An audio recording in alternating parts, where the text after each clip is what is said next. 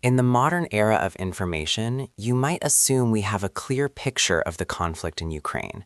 However, the reality is far more complex. Both sides treat casualty counts and equipment losses as strategic secrets, leading to a massive discrepancy between official reports and independent verification. Today, we peel back the layers of propaganda to look at the verifiable data. We will explore the numbers that define the scale of this tragedy, from the front lines to the economic fallout, using intelligence reports, satellite imagery, and forensic accounting to find the truth behind the headlines. For Ukraine, the cost of defense is measured in generations. While Kyiv rarely releases specific numbers to maintain morale, Western intelligence agencies provide a sobering estimate. As of late 2023, reports suggested nearly 70,000 Ukrainian soldiers had been killed, with over 100,000 wounded. These figures represent a massive portion of the pre-war active duty force. Every number reflects a family changed forever. We must look at these 170,000 total casualties not just as a statistic, but as the literal wall of human resistance that has prevented a total collapse of the state. The Russian Federation's losses have been staggeringly high, often attributed to human wave tactics and a lack of decentralized command. While the Kremlin admits to only a fraction, UK and US intelligence estimate Russian casualties have surpassed 315,000, including both killed and wounded. This figure accounts for nearly 90% of the personnel they had at the start of the full-scale invasion. The recruitment of 300,000 additional troops via mobilization and the heavy use of Wagner Group convicts highlight the desperate need to replace these massive losses on the front lines. The battlefield has become a graveyard for 20th century armor. Using the Oryx database, which only counts losses confirmed by photo or video, we see a devastating picture for Russia. They have lost over 3,000 tanks, including modern T-90s, and over 5,000 armored fighting vehicles. Ukraine's losses, while lower in absolute numbers, are critical given their smaller starting inventory. They have lost roughly 700 tanks. The rapid consumption of artillery shells, sometimes 10,000 rounds per day, has forced both sides to look toward external suppliers like North Korea and the West to sustain their fire.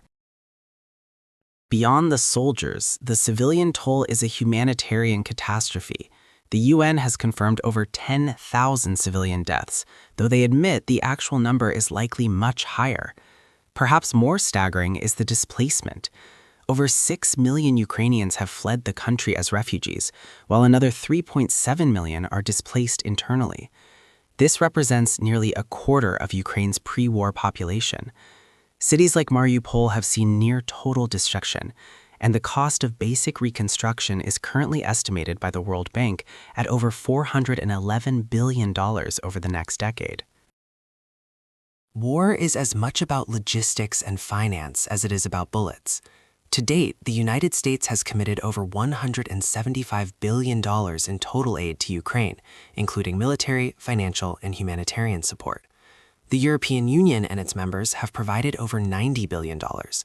On the other side, Russia has pivoted to a war economy, spending roughly 6% of its GDP on defense, which equates to approximately $100 billion annually. The endurance of both sides depends on these financial pipelines, making the economic theater just as volatile as the physical trenches.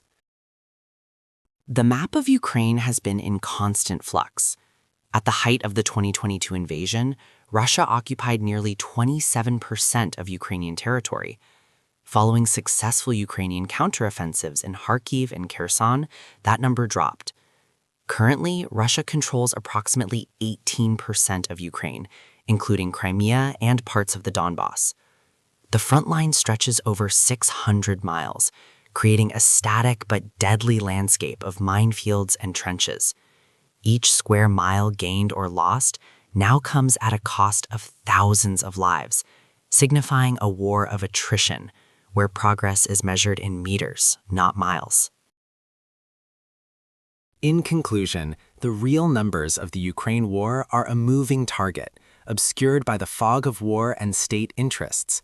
However, when we combine OSINT data, intelligence estimates, and humanitarian reports, the scale becomes undeniable. Hundreds of thousands of casualties, millions displaced, and hundreds of billions of dollars spent. As informed citizens, our role is to look past the rhetoric and acknowledge the heavy cost of this conflict.